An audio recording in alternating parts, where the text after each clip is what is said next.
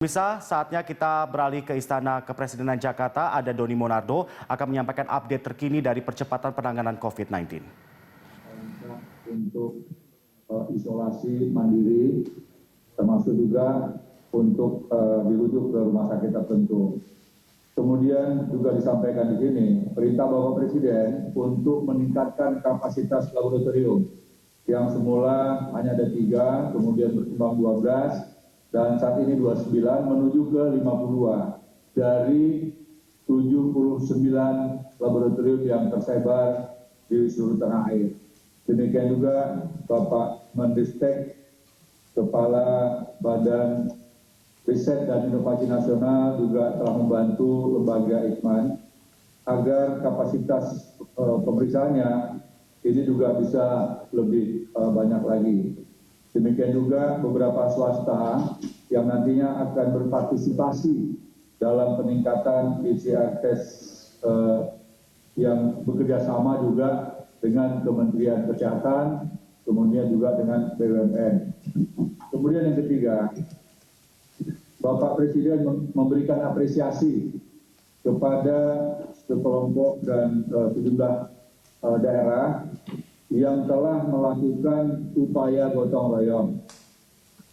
Ada beberapa daerah yang telah melakukan isolasi mandiri dan terlihat adanya kepedulian dari warga di sekitarnya untuk memberikan partisipasi, untuk memberikan bantuan. Pak Presiden mengharapkan seluruh daerah bisa mengikuti langkah-langkah yang sudah sangat baik yang telah ditunjukkan oleh masyarakat kita. Kemudian dalam hal ini juga ternyata masih ada sejumlah masyarakat yang belum begitu patuh dalam mengikuti pembatasan sosial berskala besar.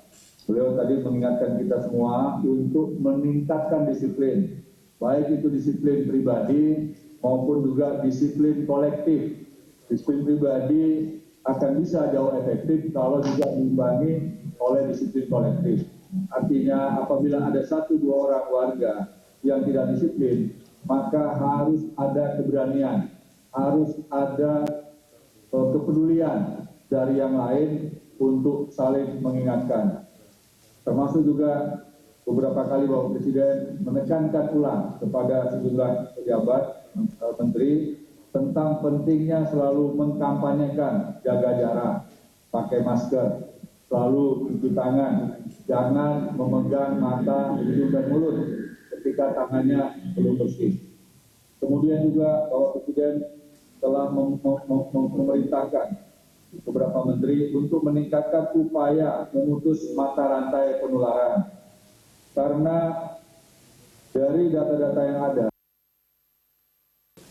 terbanyak dilakukan bukan dari orang yang sakit dan dirawat di rumah sakit, atau orang yang telah masuk dalam daerah isolasi mandiri atau isolasi parsial, tetapi terjadi dari kelompok yang kita kategorikan ODP sangat ringan, yaitu OTG, orang tanpa gejala, yang mana mereka sebenarnya sudah positif COVID-19, tetapi belum sempat diperiksa dan mereka berkeliling ke berbagai daerah sehingga menulari kelompok yang lain. Nah, adapun kelompok-kelompok lain yang sangat rentan terhadap COVID-19 ini adalah kelompok lansia, kemudian kelompok yang memiliki penyakit kronis atau penyakit penyerta seperti halnya hipertensi, jantung, diabetes, kanker, tumor, dan asma, serta penyakit lainnya. Mohon kiranya ini menjadi atensi kita semua, agar kelompok rentan jangan didekati dulu oleh kelompok muda yang memiliki potensi COVID-19, karena mereka tidak menyadari bahwa mereka telah terpapar dan mobilitas dari kelompok ini sangat tinggi. Oleh karenanya dibutuhkan kesadaran, dibutuhkan kesabaran untuk tidak dulu berada atau mendekatkan diri kepada kelompok rentan tadi. Kemudian Bapak Presiden mengingatkan juga tentang pentingnya prioritas kepada pelayanan rumah sakit, khusus kepada mereka yang sakitnya berat, serius, dan kritis. sehingga masyarakat yang gejalanya masih ringan atau sedang cukup melakukan isolasi parsial atau isolasi mandiri di rumah, termasuk juga di tempat-tempat yang telah disiapkan sebagaimana halnya Wisma Atlet. Bapak Presiden juga mengingatkan pentingnya untuk melakukan perawatan rumah sakit tanpa dinding, yaitu telemedicine.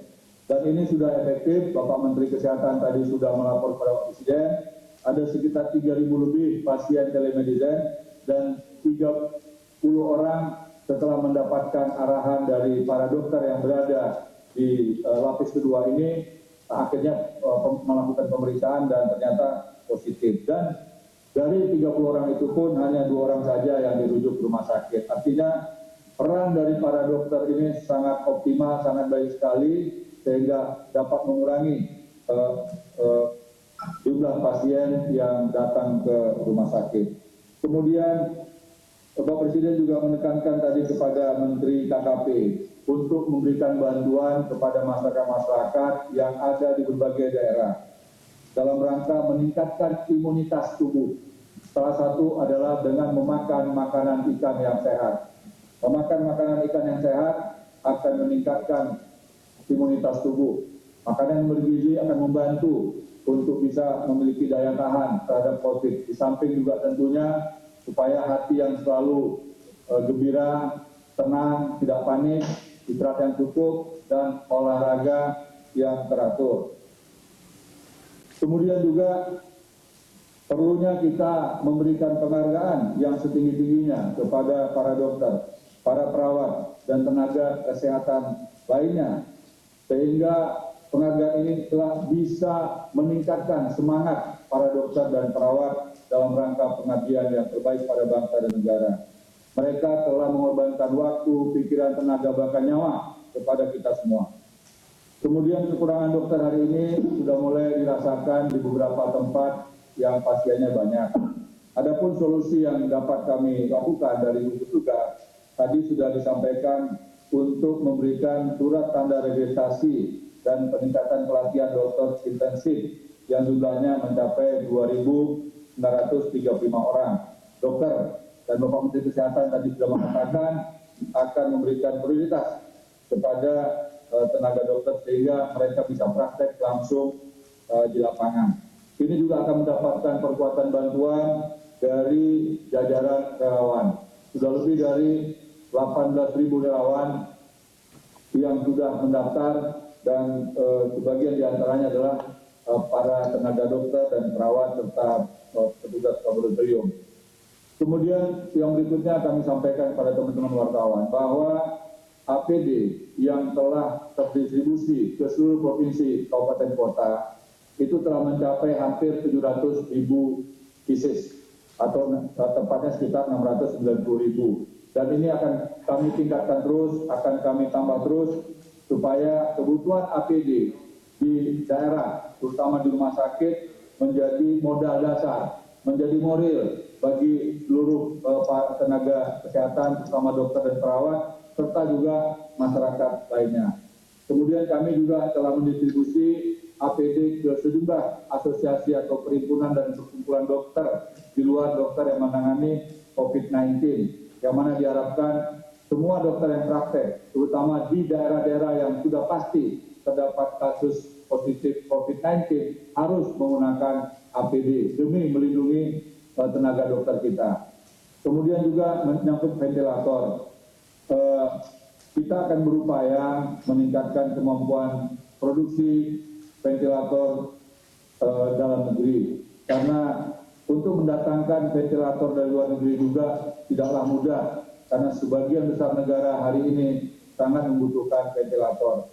Dan kita harapkan kerjasama dengan berbagai macam perguruan tinggi, para periset, termasuk juga swasta dan juga Badan Riset Nasional, Badan Riset dan Teknologi serta Inovasi Nasional, ini bisa membantu memberikan dukungan ketersediaan ventilator. Kemudian berikutnya tadi Bapak Presiden mengatakan tentang pentingnya antisipasi kekeringan. Sesuai dengan masukan dari FAO bahwa akan terjadi krisis pangan pada tahun ini karena diakibatkan oleh dua hal, yaitu COVID-19 sendiri dan juga masalah kekeringan. Sehingga diharapkan peningkatan pangan nasional kita bisa lebih bagus dan juga ketergantungan impor harus segera dihilangkan karena bisa jadi beberapa negara yang selama ini menjadi negara yang memberikan kebutuhan pangan kita mungkin saja ke depan tidak bisa memenuhinya. Kemudian untuk masyarakat yang sudah terlanjur mudik, ini sudah beberapa kali disampaikan Pak Presiden untuk betul-betul melakukan isolasi mandiri atau isolasi parsial, terutama di tingkat RT, RW, dan juga desa atau kelurahan. Karena beberapa di antara mereka yang baru pulang dari kota besar, ini berpotensi menulari ada di kampung. Kemudian juga Bapak Presiden dalam rangka meningkatkan disiplin masyarakat meminta supaya TNI dan Polri bisa membantu dengan cara-cara yang persuasif sehingga diharapkan kesadaran masyarakat untuk meningkatkan disiplin ini betul-betul bisa dilaksanakan. Kemudian berikutnya menyangkut masalah sosial, rekan-rekan wartawan sekalian, dari beberapa laporan yang disampaikan oleh para menteri, terdapat sekitar 1,6 juta warga negara kita yang telah mendapatkan PHK dan dirumahkan. Sehingga Bapak Presiden menugaskan untuk segera diberikan kartu prakerja. Kemudian juga segera dimulai minggu ini bantuan-bantuan sosial yang melalui program sosial safety net, sehingga masyarakat yang terdampak terutama di Jabodetabek ini bisa segera mendapatkan dukungan, terutama bantuan sembako yang nantinya berasal dari Kementerian Sosial. Termasuk juga sejumlah tenaga kerja kita yang berada di Malaysia telah diperintahkan Presiden untuk segera diperhatikan secara terus-menerus sehingga mereka tidak kekurangan kebutuhan bahan makanan. Kemudian menyangkut masalah warga yang berasal dari luar Jakarta tetapi tidak mendapatkan bantuan, ini Bapak Presiden meminta kepada Kapolri untuk memberikan dukungan kepada kelompok tersebut. Kemudian himbauan terakhir adalah yang berhubungan dengan masalah jenazah. Sekali lagi gugus tugas mengingatkan kepada seluruh tokoh-tokoh di daerah untuk bisa menyampaikan pesan kepada masyarakat agar tidak menolak jenazah yang dimakamkan, yang tempatnya tentu telah diatur sesuai dengan protokol kesehatan. Jenazah-jenazah ini merupakan kewajiban kita untuk kita rawat dan untuk kita makamkan sebagaimana layaknya. Sekali lagi perlu partisipasi dan juga dukungan dari segenap tokoh-tokoh yang ada di seluruh wilayah nasional kita. Saya rasa itu saja yang dapat kami laporkan kepada kawan-kawan media sekalian. Selanjutnya saya mohon menunggu pertanyaan dari kawan-kawan wartawan. Demikian wabillahi taufiq wal hidayah. Wassalamualaikum warahmatullahi wabarakatuh.